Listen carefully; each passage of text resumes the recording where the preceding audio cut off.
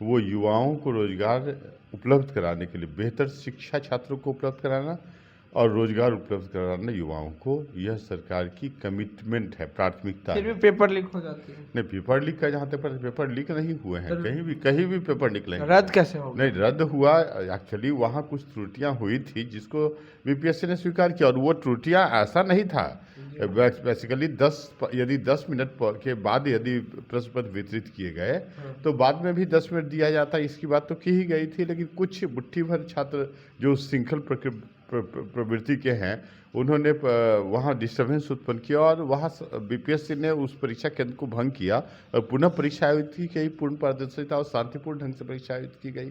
तो बीपीएससी को तो धन्यवाद का पात्र है कि उसने अपनी रिस्पॉन्सिबिलिटी को, जो कॉन्स्टिट्यूशनल रिस्पॉन्सिबिलिटी उसकी रिक्रूटमेंट प्रोसेस की है, उसमें उसने पर्टिकुलरली बहुत सफलतापूर्वक 70वां बीपीएससी प्रारंभिक परीक्षा का आयोजन किया, राइट।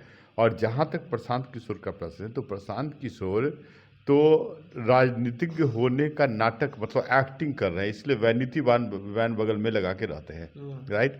देखिए, इन्होंने जिस स्थान पर अनशन प्रारंभ किया था वह हाईकोर्ट के निर्देशानुसार वहाँ अनशन या धरना प्रदर्शन बैंड है।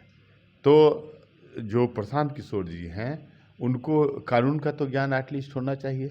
तो जब कोई व्यक्ति यदि राजनीति में आने का प्रयास करता है और प्रारंभ से ही वह संविधान सम्मत जो विचारधारा है उसके प्रतिकूल काम करे, तो ऐसे लोगों को तो राजनीति में कोई स्थान ही नहीं हो सकता है। बिहार में लगातार खेला होने की बात हो रही है कि नीतीश कुमार एक बार फिर से फेरबदल करेंगे और तेजस्वी के साथ आकर सत्ता में एक बार फिर से काबिज करेंगे। लेकिन जिस तरीके से बीपीएससी का मामला थमने को नाम नहीं ले रहा है, प्रशांत किशोर धरने पर बैठे थे और आज 4 बजे सुबह उनको बिहार पुलिस ने डिटेन किया। उसके बाद प्रशांत किशोर की गिरफ्तारी हुई है। बहरहाल प्रशांत किशोर अभी कहाँ है, कोई अता पता नहीं चल रहा है।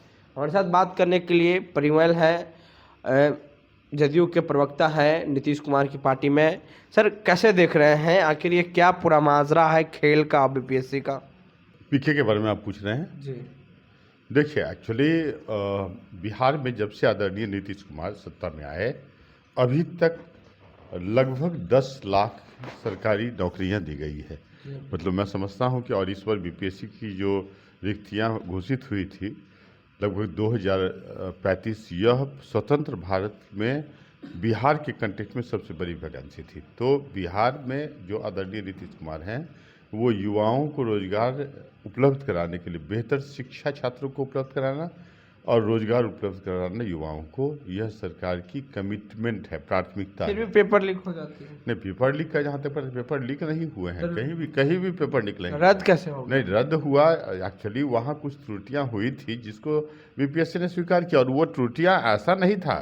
बेसिकली यदि 10 मिनट के बाद यदि प्रश्न पत्र वितरित किए गए तो बाद में भी 10 मिनट दिया जाता, इसकी बात तो की ही गई थी। लेकिन कुछ मुट्ठी भर छात्र जो श्रृंखल प्रवृत्ति के हैं, उन्होंने वहाँ डिस्टर्बेंस उत्पन्न किया और वहाँ बीपीएससी ने उस परीक्षा केंद्र को भंग किया और पुनः परीक्षा आयोजित की गई। पूर्ण पारदर्शिता और शांतिपूर्ण ढंग से परीक्षा आयोजित की गई।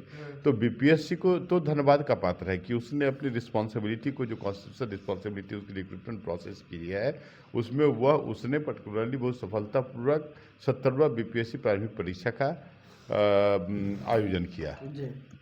तो आखिर इस तरह का मामला बिहार में बार बार क्यों होती है? एक तो ऐसे ही बिहार को बदनाम किया जाता है।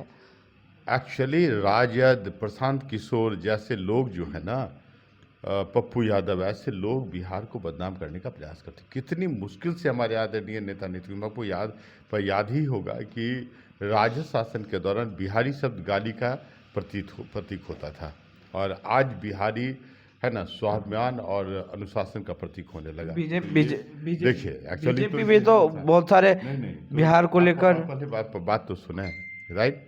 आप पूरी घटनाक्रम को देखें। जब 13 दिसंबर को परीक्षा आयोजित की जा रही थी, उसके पहले ही तेजस्वी जी ने बिना मतलब का नॉर्मलाइजेशन का प्रश्न उठाया। उनको यह ज्ञान नहीं है कि यदि परीक्षा की तिथि एक होती है तो कभी नॉर्मलाइजेशन का प्रश्न नहीं उठता। तो लोग, बच्चों में भ्रम फैलाने का प्रयास इन्होंने किया। उसके बाद एक केंद्र पर मुट्ठी भर लोग जो छात्र थे, छात्र उनको नहीं कहा जा सकता, आपको बतला दें, छात्र का काम है लगातार दिन रात पढ़ाई करके अपने परीक्षा और सफलता को सुनिश्चित करना। कुछ ऐसे नॉन सीरियस स्टूडेंट भी हैं जिनको बीपीएससी से कोई लेना देना नहीं, फॉर्म भरते हैं और इस प्रकार के उत्पात में जाते हैं। तो खैर जो भी हुआ, उस केंद्र की परीक्षा रद्द की गई और पुनः परीक्षा आयोजित की गई। फिर इन लोगों ने पूरे री एग्ज़ाम के लिए पर्टिकुलरली और राजनीतिक टूल देना प्रारंभ किया, राइट। और जहाँ तक प्रशांत किशोर का प्रश्न है, तो प्रशांत किशोर तो राजनीतिक होने का नाटक मतलब एक्टिंग कर रहे हैं, इसलिए वैनिटी वैन बगल में लगा के रहते हैं, राइट। देखिए, इन्होंने जिस स्थान पर अनशन प्रारंभ किया था वह हाईकोर्ट के निर्देशानुसार वहाँ अनशन या धरना प्रदर्शन बैंड है। तो जो प्रशांत किशोर जी हैं उनको कानून का तो ज्ञान एटलीस्ट होना चाहिए। तो जब कोई व्यक्ति यदि राजनीति में आने का प्रयास करता है और प्रारंभ से ही वह संविधान सम्मत जो विचारधारा है उसके प्रतिकूल काम करे, तो ऐसे लोगों को तो राजनीति में कोई स्थान ही नहीं हो सकता है। याद कीजिए 2 अक्टूबर को जब जन स्वराज पार्टी का गठन हुआ था, उस दिन ये गांधी जी का पुण्यतिथि है ना, और उस दिन उन्होंने कहा कि जब मैं सत्ता में आऊँगा तो शराबबंदी समाप्त कर दूँगा। शुरू से इनकी प्रवृत्ति रही है, जबकि गांधी जी है ना शराब सेवन के प्रबल विरोधी रहे हैं। और आप जानते हैं कि आर्टिकल 47 में भी इस तरह के जो इंटॉक्सिकेंट्स हैं उसके इंटेक पर प्रोहिबिशन के प्रावधान है। तो ये संविधान विरोधी है, गांधी विरोधी है, और ये राजनीति में अपनी सफलता, अपनी राजनीतिक जमीन तलाश कर रहे हैं। लेकिन इन्होंने गलत नंबर ही डायल किया है। इन्होंने है ना, इन्होंने अबोध छात्रों का प्रयोग एक इंस्ट्रूमेंट के रूप में किया अपने आप को राजनीति में। आज उनको कहाँ ले जाया गया बिहार पुलिस की तरफ से? वो तो जुडिशियल प्रोसेस है, जो पर्टिकुलरली जो न्यायालय ने जो आदेश दिया होगा, अनुरूप प्रशासन उस का काम किया होगा। वो तो जुडिशियरी और एग्जीक्यूटिव के बीच का बात तो है, उसमें वो राजनीतिक फैक्टर भी नहीं है। अच्छा, ये खेला की बात हो रही है कि बिहार में फिर से चाचा पलटी मारेंगे। कोई खिलाड़ की बात नहीं है। वो राजद लोग क्या करते हैं कि कुछ यूट्यूबर्स को या कुछ मीडिया कर्मियों को बहला फुसलाकर इस तरह के स्टेटमेंट देने के लिए है ना के लिए वो प्रेरित करते हैं ताकि उनकी स्थिति बनी रहे।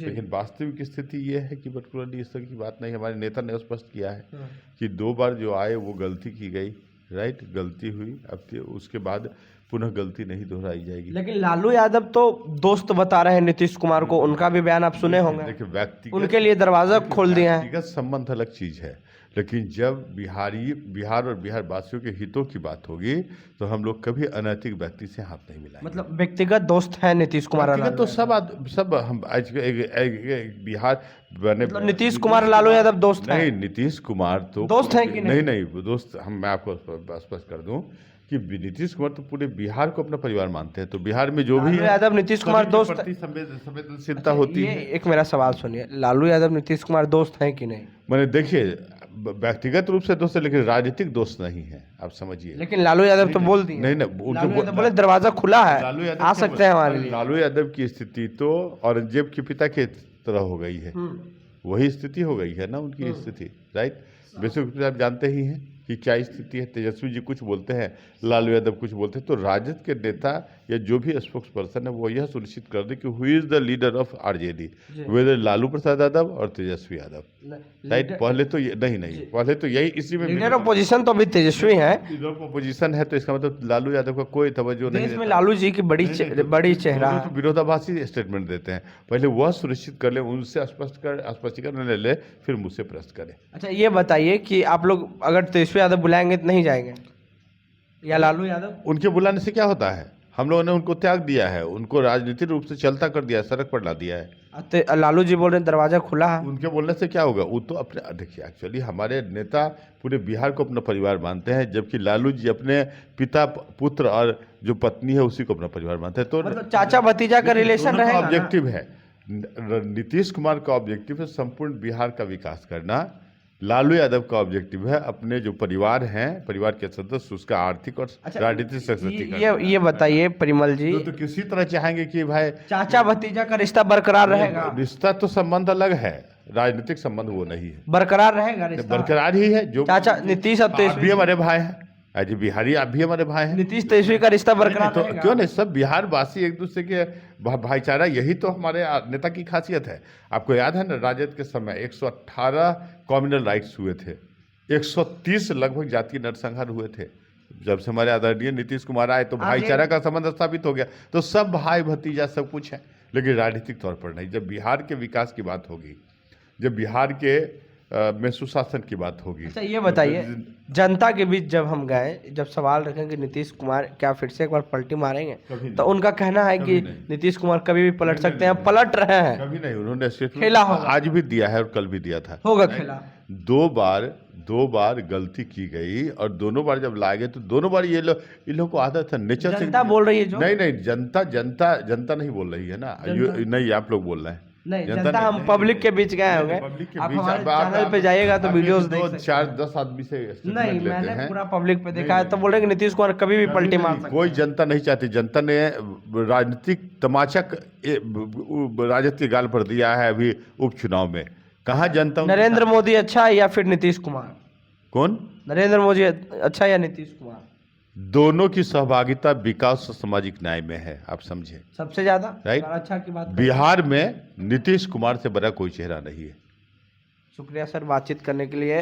तो इनका साफ कहना है कि जिस तरीके से बिहार पुलिस ने प्रशांत किशोर को डिटेन किया है, ये लॉ जुडिशरी का मामला है और ये प्रक्रिया होते रहेगा। बहरहाल बीपीएससी का मामला बिहार में बरकरार है और खेला पर भी हम बात किए। हमारी बातचीत में आपकी क्या राय है, प्रतिक्रिया देने नीचे कमेंट बॉक्स में, फेसबुक को देख रहे वीडियो को शेयर कर लें। नेशनल दस्तक की आपसे गुजारिश है कि अगर इसको बचाना चाहते हैं तो नेशनल दस्तक को सब्सक्राइब करने के लिए रेड कलर के सब्सक्राइब बटन को दबाएं, फिर बेल आइकन की घंटी दबाएं। नेशनल दस्तक को बचाने के लिए बहुत जरूरी है कि हर खबर को शेयर करें, लाइक करें, कमेंट जरूर करें।